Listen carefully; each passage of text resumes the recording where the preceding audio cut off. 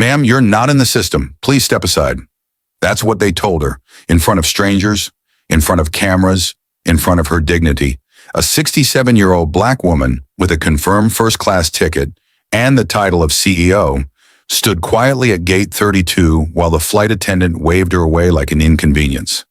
But 15 minutes later, that plane wasn't in the air because she grounded it, not with yelling, not with threats, but with power.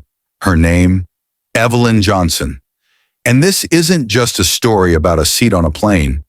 It's about what happens when a woman who's been underestimated her whole life decides, not today. Before we begin, tell me, where are you listening from? I want to know where my sisters, aunties, daughters, and elders are joining in from. Don't forget to hit that subscribe button so you don't miss the stories that matter. Now, let me tell you exactly what happened at gate 32. Ma'am, this area is reserved for our premium flyers only. You'll need to step aside. The voice was smooth, practiced, firm without sounding rude, but the way it cut through the noise of gate 32 at Hartsfield-Jackson Atlanta International Airport made people look up. Evelyn Ray Johnson did not move.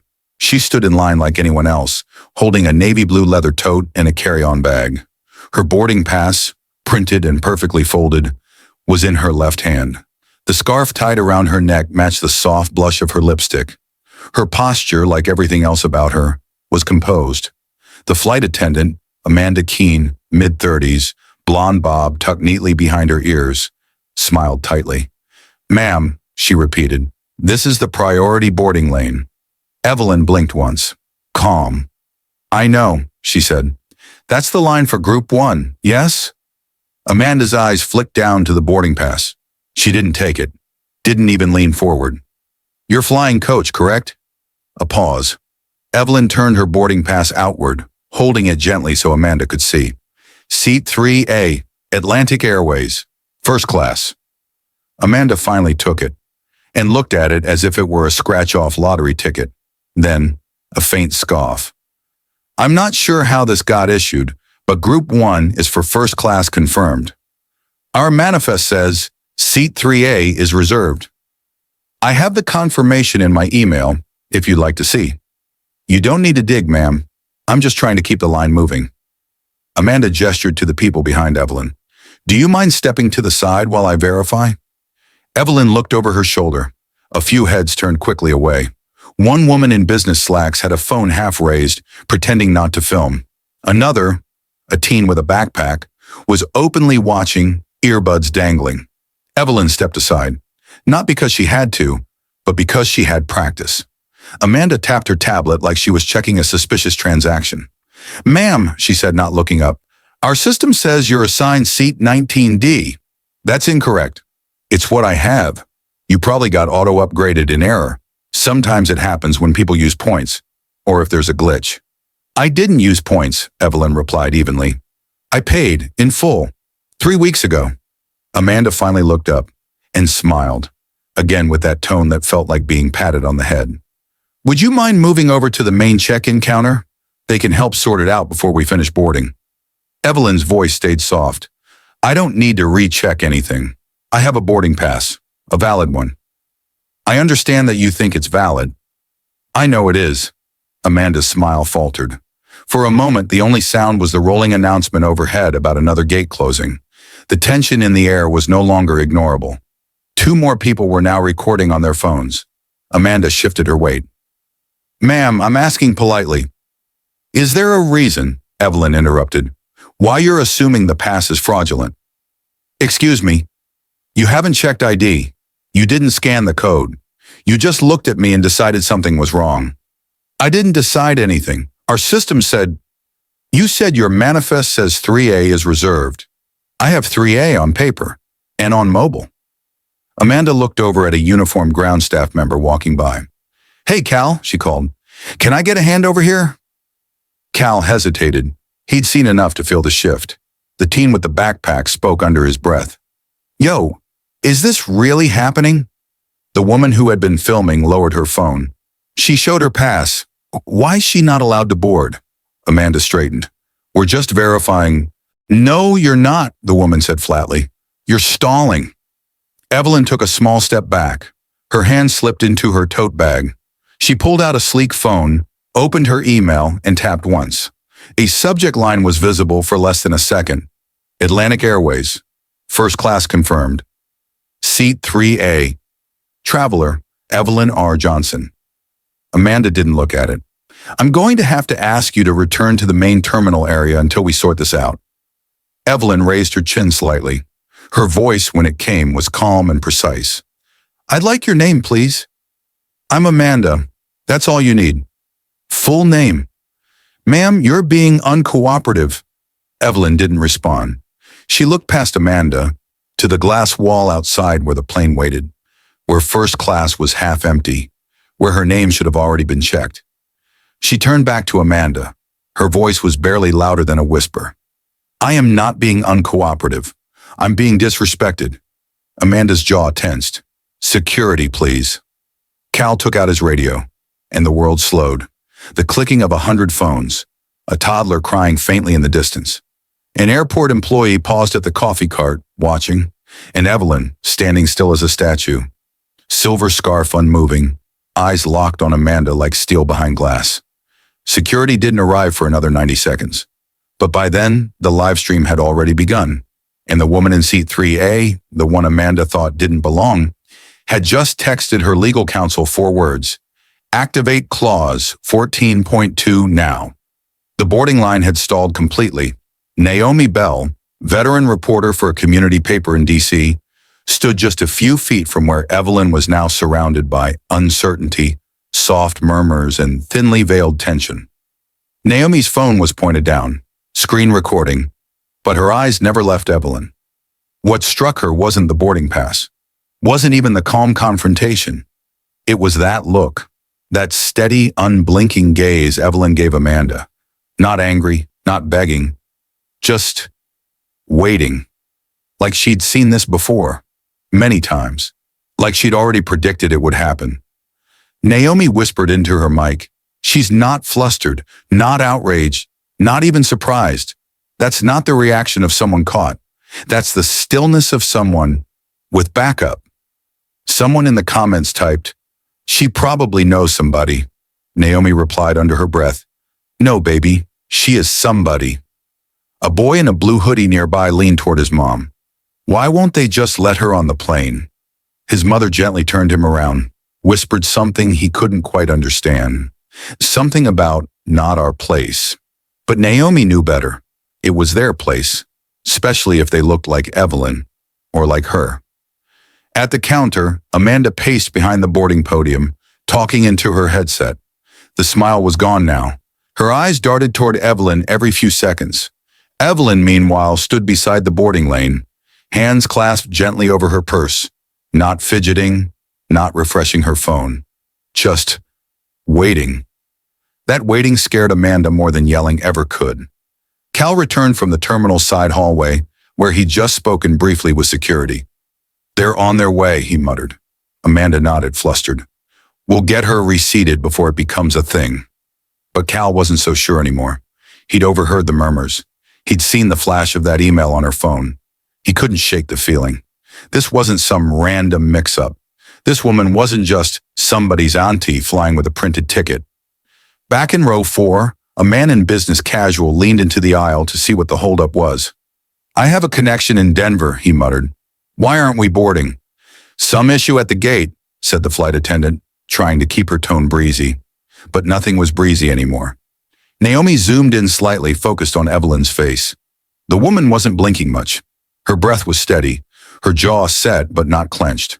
Her calmness made the people around her nervous. It had weight, a presence that said, you'll understand later. And then Naomi saw it. Evelyn's phone buzzed gently. She tapped once, read, tapped again. And then she said softly, to no one in particular, please inform the captain we'll need to delay boarding until compliance is confirmed. Amanda stiffened. I'm sorry, what did you just say? Evelyn didn't look at her. You heard me. Amanda turned to Cal. Is she threatening to delay the flight? I think she just did delay the flight, Cal replied. That's when Naomi's phone pinged, a message in her chat. A viewer named Tyrell Live had just commented, "Yo, that lady looks like Evelyn Johnson, Ray Luggick's CEO. Is that her?" Naomi's heart skipped. She opened a browser, typed fast, "Evelyn Johnson plus Ray Logix." The search results loaded. Images of Evelyn speaking at the World Trade Summit, receiving an honorary degree from Spelman, wearing that same silk scarf. Naomi blinked, once, then whispered into the mic, "Oh my God." She panned the camera gently back to Evelyn, who hadn't moved an inch. "She's not here to fight," Naomi said. "She's here to make an example." 3 gates down, Daniel Ortega, security lead for Concourse D, checked his walkie. New instruction: do not escalate situation at gate 32. Confirm passenger identity only. No handcuffs, no removals, no assumptions. That kind of instruction didn't come from supervisors. It came from legal. Daniel narrowed his eyes. That kind of language meant someone above everyone's pay grade was involved, and he was now officially curious. Amanda tried one last time. "Ma'am, you're holding up the boarding process. We've got over 100 passengers waiting. I'm sure you understand." Evelyn turned. "I understand clearly," she said. "I've been responsible for more takeoffs than you've likely seen in your career. And when safety, integrity, or compliance is in question..." She held up her phone. A notification was visible for a second. Clause 14.2 flagged. Hold confirmed by legal operations, 5:07 p.m. Evelyn continued, her voice even.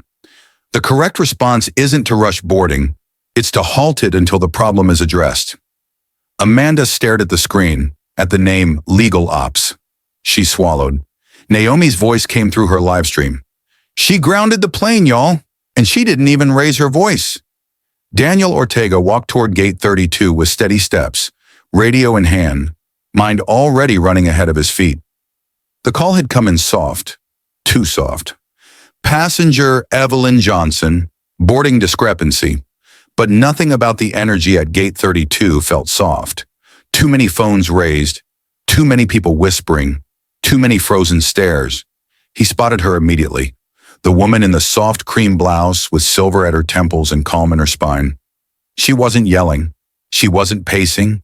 She was still, and stillness, in moments like this, meant control.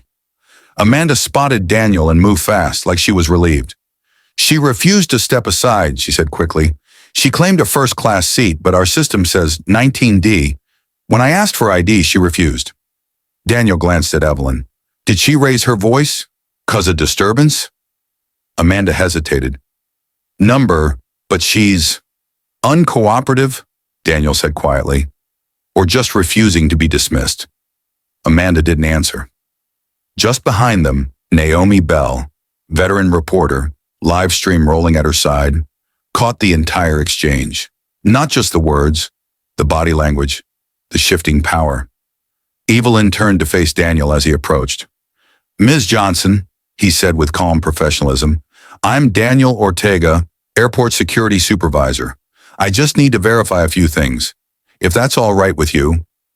Evelyn nodded. "Of course. No need to move anywhere," he added. Evelyn reached into her tote bag. No rush, no shaking hands. She pulled out her ID, her boarding pass, and a platinum membership card with silver edges.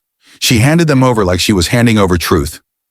Daniel reviewed each one, line by line, name, flight, seat assignment, member ID, booking date. Amanda hovered, her foot tapped, her lips parted with impatience. Daniel took his time. Finally, he looked up. "Everything checks out." Amanda jumped in. "Nah, that can't be. Our manifest says..." Daniel cut her off gently but firmly. "Your manifest hasn't updated yet? It happens. Sometimes there's a sync delay from the central system." Amanda's jaw tightened. "But..." "It happens," Daniel repeated more firmly now, and the meaning was clear. "Back off." Evelyn said nothing. She simply returned her documents to her bag with a kind of elegance that made everything around her seem juvenile. Then Daniel lowered his voice. "If I may ask, is your company affiliated with Atlantic Airways in any capacity?" Evelyn's gaze held his. Calm, deep. Yes, she said.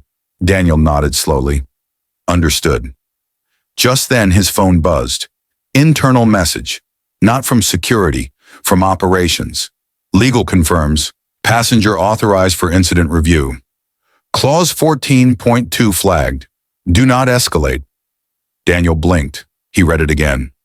Clause 14.2. That was no routine customer complaint protocol. That was corporate-level override. He looked at Evelyn again, now with full recognition. This wasn't a woman with a seat mix-up.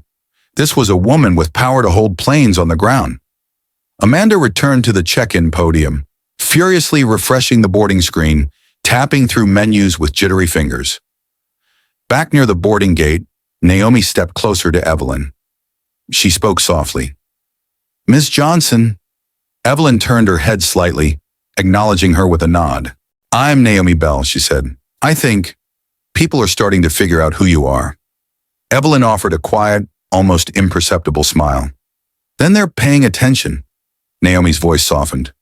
Would you like me to stop live streaming? Evelyn looked out toward the glass wall. The airplane waited outside, still unmoving. Late sunlight danced along its white body. She didn't hesitate. Keep going, she said, but make sure they see everything. The silence, not just the noise. Naomi swallowed hard. Yes, ma'am. 3 gates away, Daniel read the message again, more slowly this time. Passenger authorized for incident review. Clause 14.2. Gate 32. It was rare to see that clause mentioned in real time. Almost unheard of. Only partners, or top-tier investors, or someone who had leverage too deep to ignore. And this woman, Evelyn Johnson, had just pulled it like it was nothing more than another receipt from her bag. Naomi's phone buzzed. A new comment from her viewers. Is that Evelyn Ray Johnson, CEO of Raylogics? No way. She opened a browser, typed quickly. There it was. Evelyn R. Johnson, CEO, billion-dollar logistics firm, board member of 4 Fortune 100 companies, honorary doctorate from Spelman, keynote speaker at the Global Supply Chain Summit, and, unmistakably, the same silk scarf. Naomi looked up slowly, her voice barely above a whisper, carried through her live stream. Oh my God! At Atlantic Airways headquarters, hundreds of miles away, the legal team received the official ping.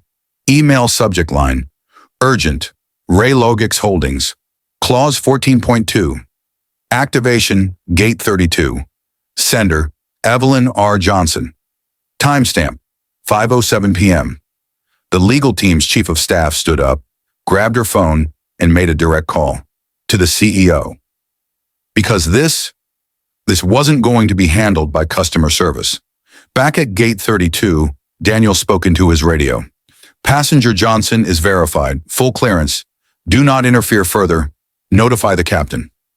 Amanda's voice was barely audible now. She's delaying the entire flight over a misunderstanding. Daniel glanced at her. No, he said. She's exercising her rights, and your system just got checked. Evelyn remained exactly where she had been the entire time. Not behind anyone, not above anyone, just exactly where she was supposed to be. Naomi raised the camera again, not to invade, to document. She's not flying away from something, Naomi said. She's flying straight into it. Amanda tried to reset her smile. It didn't stick. Every time she looked at Evelyn now, her throat tightened. The older woman hadn't raised her voice, hadn't accused her, hadn't once used a single insult. But somehow, Amanda felt like she was the one shrinking. Gate 32 was still delayed. The announcement board now read, Atlantic Flight 2209, delayed, crew operations. Passengers had started asking questions. Some weren't happy. Amanda kept responding with practice lines. We're just clearing up a documentation issue. But they no longer believed her, not when half the terminal was watching an older black woman calmly being told to step aside from a seat that was hers. And now, she wasn't stepping aside anymore. She wasn't moving at all. Evelyn stood by the entrance gate, hands folded over her tote, her face a portrait of patience. But it wasn't passive. It was precise, intentional. The kind of calm that meant someone wasn't waiting. They were measuring. Daniel stepped forward again, now with two other staff beside him. One from flight operations, one from the airline's legal liaison team. "We've confirmed everything on our end," he said to Evelyn. "Your seat is valid, your membership is current, and our system logs confirm it was purchased directly through corporate booking, not a third party." "Thank you," Evelyn said. She looked to the legal liaison, a nervous man in a navy blazer with sweat on his upper lip. "May I have your name?" she asked gently. Sam. Sam Mulry, Contract and Operations Manager." She nodded. "Then, Mr. Mulry, please document this incident as a Category B breach under Corporate Partner Protocol." He blinked. "Category B?" She reached into her tote again, pulled out a slim folder. Inside, papers, dozens, all printed, color-coded, tabbed. She handed him one sheet. "This is Section 4.3 of the Raylogics Atlantic Operational Agreement. Line item 7 states that any delay, denial, or disruption of a confirmed flight under discriminatory or prejudicial assumption is to be escalated as an internal incident for review." Sam's mouth opened, then closed. I'm not sure we've ever had a B breach documented in person before." Evelyn didn't blink. "Then today's a learning experience." Daniel stepped aside, letting the other two begin taking notes. He no longer questioned her authority. He didn't need to. She wasn't here to argue. She was here to activate. Across the terminal, Naomi whispered into her mic. She brought a printed copy of her airline's partnership clause. Tabs and everything. She's filing a breach report. On the spot, in real time. "I have never." A man seated near her murmured, "Is this lady for real?" Naomi didn't turn toward him. "She's more than real. She's structured." Sam looked up, trembling slightly. "Ms. Johnson, what actions are you requesting in response to this breach?" Evelyn closed the folder slowly. "I want written acknowledgement that my seat was wrongly challenged despite confirmed documentation." He nodded quickly. "I want temporary suspension of the crew member involved, pending internal review." Amanda flinched, her face draining color. Daniel stayed silent. "And I want confirmation, today, that the airline's protocol for handling corporate travelers will be reviewed with immediate effect." Sam glanced at Daniel, then at Amanda. "Understood." Evelyn looked directly at Amanda then, not cruelly, not smug, just directly. "I'm not angry with you," she said, "but your assumptions put this entire flight at risk. You didn't follow procedure. You followed perception?" Amanda swallowed hard. "I thought, that's the problem," Evelyn said, not unkindly. "You didn't check. You assumed." She turned back to Sam. "If this is not documented correctly, I'll be escalating to clause 14.4. Daniel blinked. "There's a 14.4? Evelyn didn't answer. She just looked toward the plane again. And the gate agents, those who had whispered, who had watched, who had once smirked, began realizing something quietly horrifying. This woman, she didn't need revenge. She had leverage. At that moment, Naomi's phone buzzed again. A direct message from someone watching the live stream. "FYI, Raylogics provides all ground logistics for Atlantic's Southern Freight Line. If she pulls her contracts, they lose 32% of freight traffic next quarter."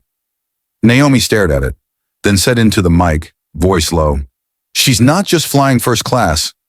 She built the runway. It had now been 16 minutes since the scheduled boarding time for Flight 2209. The jet bridge sat idle. The aircraft door remained open, but no one boarded. No bags moved. No announcements came. Passengers were restless. They weren't mad at Evelyn. They were mad at the silence, and at the woman behind the counter who still hadn't said anything that made sense.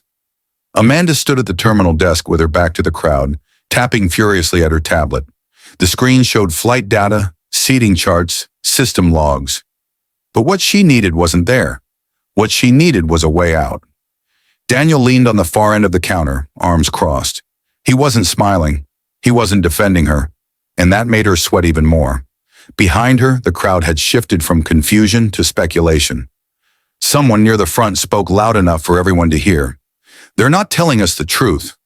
Naomi Bell, now recognized by a few passengers from her bylines, stood calmly with her phone chest level, live stream running, battery at 42%, and rising in views. "Let me update you all," she said into her mic. Passenger Evelyn Johnson, a black woman age 67, confirmed CEO of Raylogics, was removed from priority boarding despite having a first-class seat, verified membership, and full documentation. People in the terminal looked over, some nodding quietly. Some mouthing, "Raylogics?" Naomi continued. She did not raise her voice. She did not resist. She simply stated facts. And then, she grounded the plane. A hush fell. A man in a blazer nearby said to no one in particular, "If this lady owns logistics contracts, they can't afford to piss her off." From behind the counter, Amanda heard that. Her hands froze above the screen, and in her mind, the first true fear crept in. This wasn't a bad customer interaction. This was a corporate crisis. Evelyn remained near the window, watching the sun sink behind the edge of the tarmac. The sky was pale gold. The plane outside was still powered, but dormant. She checked her watch, an elegant Cartier with a dark face and no numbers, then opened her phone. One new message. "Legal has confirmed escalation. Press team on standby. CEO briefed." Evelyn typed back only 3 words. "Hold position, quietly." She put her phone away, then turned to Daniel, who stood nearby. "Mr. Ortega," she said, "can you confirm that Flight 2209 has not yet departed and is on indefinite delay?" He nodded. "Yes, ma'am. Captain's been instructed to stay at gate until further notice." "And has the internal incident report been filed?" He glanced at the tablet one of his staff held. "It's being submitted now." Evelyn gave a small nod. "Thank you. That will be all for now." Daniel didn't argue. He simply stepped back, but not before giving Amanda one last glance. A glance that said, "You brought this here." Inside the cockpit, Captain Rourke, a 59-year-old veteran with 28 years of flying, looked up from his comms as the interphone beeped. "Gate operations," a voice said. "Hold request confirmed. Passenger issue. Do not proceed." Rourke sighed. "Another VIP meltdown?" he muttered. The voice answered, quieter now. "Not VIP, sir. She's a contract partner, and she pulled a clause." Rourke blinked. "Legal clause?" "Yes." From the Raylogics account, Rourke sat back slowly. That wasn't a passenger. That was a stakeholder. Out in the terminal, Naomi's voice dropped into a measured tone. "I want every person listening to hear this part carefully." She panned her camera slowly. "This isn't about a seat. It's not even about a woman being disrespected, though that happened too. This is about what happens when someone who's never had the luxury of being loud decides to make her power known. Not with noise, but with structure." Her voice remained steady. "They tried to move her. Now the plane won't move." Amanda, still frozen at the gate desk, finally pulled her headset off. Her manager was calling again. She didn't answer. What was she supposed to say? "I ignored a woman who owns 30% of our freight contracts? I told a board-level partner to go sit and coach?" There was no recovery script for this.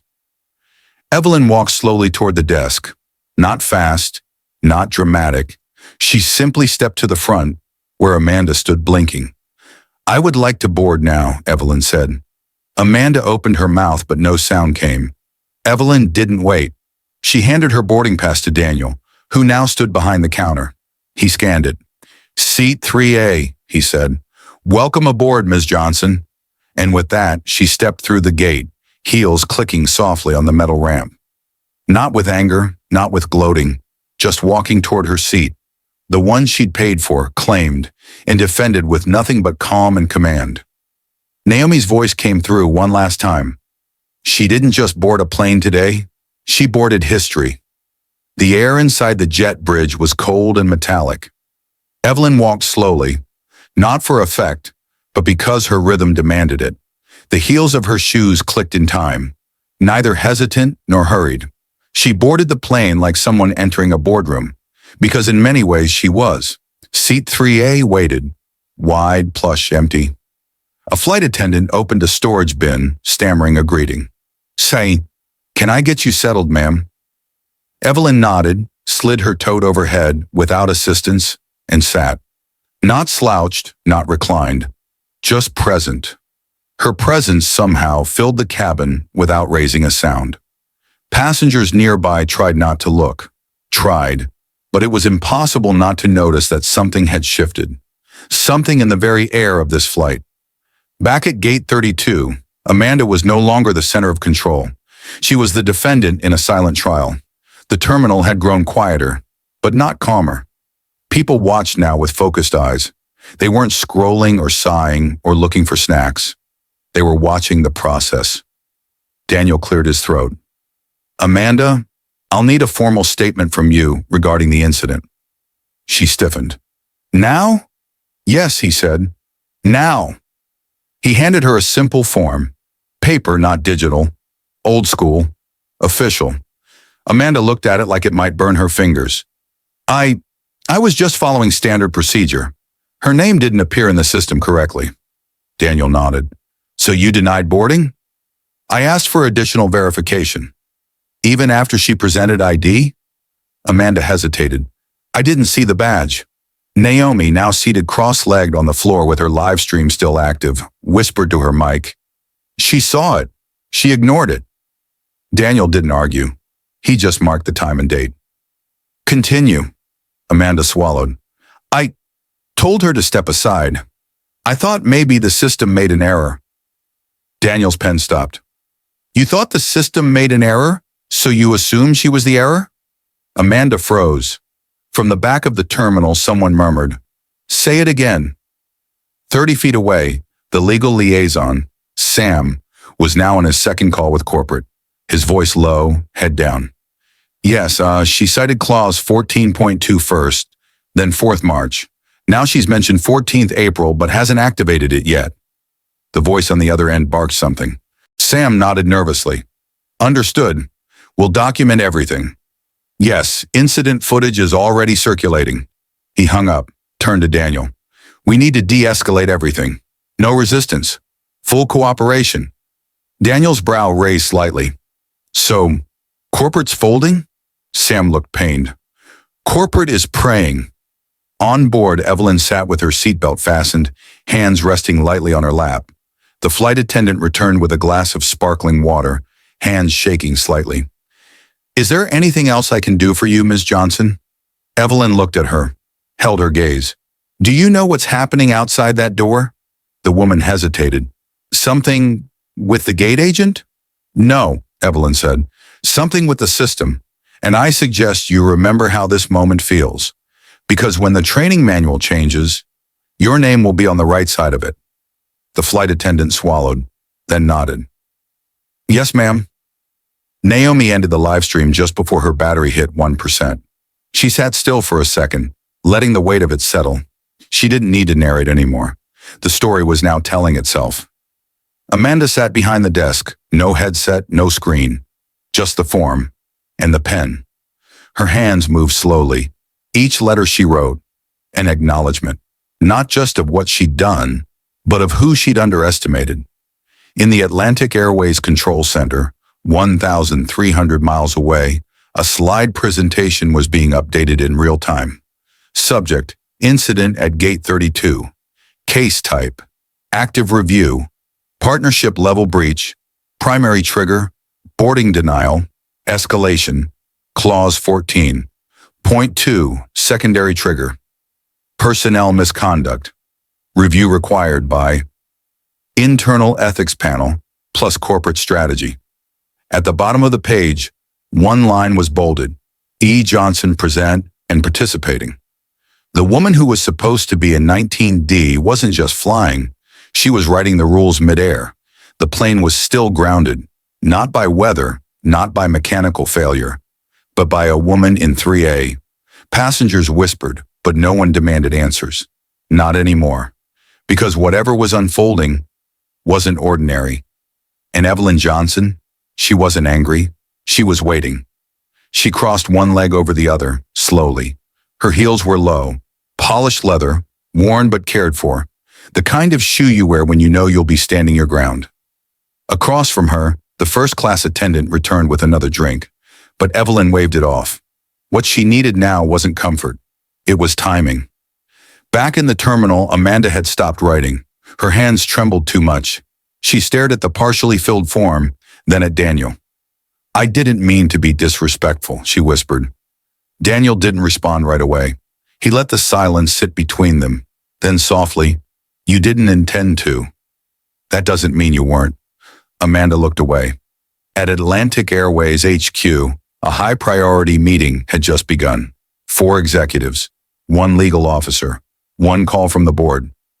A screen lit up with the case header, E. Johnson, Clause 14.2 activation, Incident Code 21-G32-VIP. Lauren Kim, head of compliance, spoke first. "She has every legal right to document and escalate."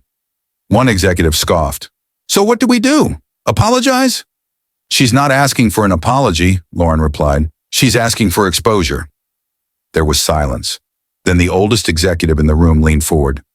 "Then let's pray that's all she wants." Inside the plane, a chime sounded from Evelyn's phone. A message. "Press inquiry coming in. Do you wish to comment?" She typed only 2 words. "Not yet." She wasn't ready, not until they asked her. Not until the system that dismissed her seat finally realized it had dismissed the seat of power. Naomi, now sitting on the floor outside Gate 32, edited her video clips, voiceover ready in her mind. She didn't just sit in 3A. She sat in every seat that's ever been doubted. She carried every eye roll, every sigh of, "Ma'am, you're in the wrong line." Every moment of, "This can't be your card, your status, your seat." And she turned it into policy. She looked up at the jet bridge. Evelyn wasn't hiding from the system. She was installing herself inside it. At that same moment, Amanda stood up from the gate desk, slow, unsure. "Where do I file this report?" she asked Daniel quietly. He looked at her, not with cruelty, just reality. "Send it directly to legal. And Amanda?" She turned.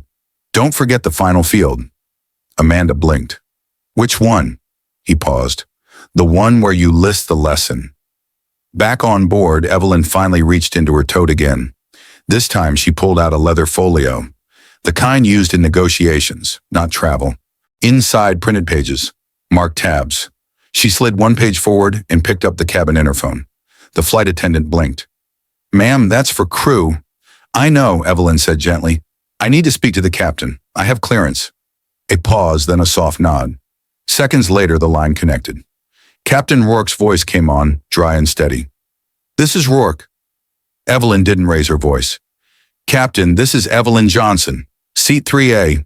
I'm one of the principal logistics partners for your airline. I've filed a Clause 14.2 hold on this flight." Silence, then, "Yes, ma'am. I've been notified.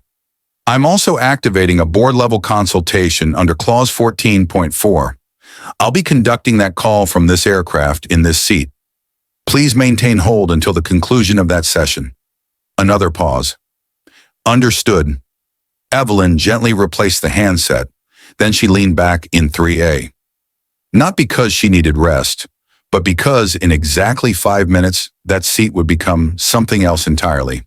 A conference room, a command center, a courtroom. She looked around the first-class cabin, almost empty now. The one attendant stood quietly by. Evelyn gave her a soft nod. "Please close the door." The woman hesitated, then nodded, stepping toward the aircraft entry and pulling the lever. With a solid click, the door sealed. From this moment forward, the cabin wasn't just part of a plane. It was hers. The door clicked shut. Inside the cabin, the temperature felt different, cooler, quieter, not just because the outside world had been sealed off, but because everything inside now belonged to her. Evelyn adjusted the fold of her jacket, smoothed the pleat at her knee, and opened the leather folio on her tray table. Inside was more than paperwork. It was a blueprint for how things would change. On the flight deck, Captain Rourke muted his intercom and turned to his co-pilot. "Hold altitude 0, he said. "We're grounded until her board session is complete." "Never seen this before," the co-pilot muttered. "You never will again," Rourke said. Evelyn tapped into the secure corporate conferencing app. No username, no login prompts, just a short line of text. "Mr. Johnson, we're standing by." She clicked Join. Within seconds, 5 faces appeared across the screen. Small windows of polished suits, high-rise offices, tense posture. The head of corporate affairs spoke first. Ms. Johnson, thank you for taking the time. Her voice was steady. Evelyn didn't respond right away. She looked at the camera but said nothing. Not yet. Let them sit in it for a moment. Let them feel the weight of her silence. Then finally, this call is being recorded under Clause 14.4 authority. One of the executives nodded like he'd been bracing for this. Evelyn continued. There are 3 issues under review. 1. Breach of boarding rights under verified identity and premium status. 2. Inappropriate escalation by untrained ground personnel. 3. Systemic failure to correct or halt that escalation despite multiple internal opportunities. The call was silent. She turned one page in her folio. I've submitted 3 screenshots, time-stamped, showing the delay in updating my status from Raylogic's booking API. Your team has known about this bug for 6 months. It still hasn't been fixed. The head of tech blinked, opened his mouth, then closed it again. Evelyn didn't wait. I've also submitted audio clips, captured on live stream, publicly available. They show the gate agent's language. I don't care what card you have. Step aside. That phrase alone violates your own bias response policy from 2023. Someone shifted uncomfortably on the call. Evelyn's tone didn't rise. It never needed to. Back in the terminal, Naomi refreshed her phone and gasped. A transcript had been leaked. Not by Evelyn, by someone inside the airline. The opening line? This call is being recorded under Clause 14.4 authority. Naomi's hands moved fast. She posted the quote with a headline. Seat 3A is now a boardroom. Evelyn Johnson isn't asking.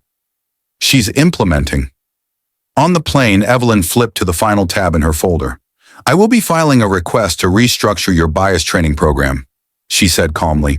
It will now include simulations where the default isn't aggressive black customer, but executive stakeholder under silent observation. No one interrupted her. She closed the folio softly. Until this is completed, Raylogix will suspend all non-essential domestic cargo flow through Atlantic Airways Southern Corridor. The chief strategy officer finally spoke. That represents nearly 30% of our summer logistics. Evelyn nodded just once. You should have considered that before treating me like a boarding error. A long, stunned silence. Then a quiet voice from the board chair. Miss Johnson, what do you want? Evelyn leaned back just slightly. I want you to write it down, not just for me, for everybody watching. 20 minutes later, a formal release was drafted. Language reviewed. Lawyers scanned every line. At the top, Atlantic Airways statement on passenger incident. Gate 32. We are implementing an immediate review of boarding policies and frontline bias training, following an incident involving our corporate partner, Evelyn Johnson. We regret the breach of protocol and affirm her seat and status were valid. Her feedback has informed new standards, effective this quarter. It wasn't just an apology, it was compliance. The flight crew got the call moments later. Flight 2209, cleared for departure, all holds lifted. Captain Rourke nodded, then turned to the intercom. Ladies and gentlemen, thank you for your patience. We've now received clearance to depart. Please fasten your seatbelts and prepare for takeoff. Naomi smiled as she typed the update. Correction, she didn't delay the flight. She rewrote the flight manual. Back in 3A, Evelyn didn't exhale. She didn't relax. She simply reached into her tote, pulled out a soft pair of leather gloves, and slid them on. A woman behind her leaned forward. Miss Johnson, she whispered, you really changed something, didn't you? Evelyn didn't turn around. She just answered softly. I didn't change anything. I reminded them who built it. 36,000 feet above the ground, Flight 2209 finally soared. Inside the cabin, there was no fanfare, no champagne corks, no grand speeches, just a calm, steady hum, the kind that follows a storm. Evelyn sat back in 3A, eyes closed, hands resting over her gloves. Not asleep, not even tired, just still. 2 rows behind her, a woman in a gray sweater turned to her husband. You saw what she did, right? He nodded. That gate agent tried to move her. She didn't budge. The woman stared ahead. I spent 40 years working front desk at a hotel in Birmingham. You know how many times someone tried to nudge me out the way, even when I was the manager? Her voice got quiet. I just never had the words, never had the backup. Her husband looked forward toward Evelyn's seat. Well, you got a name now. Back on the ground, Naomi Bell uploaded her full video. Title, 3A, The Seat They Couldn't Take.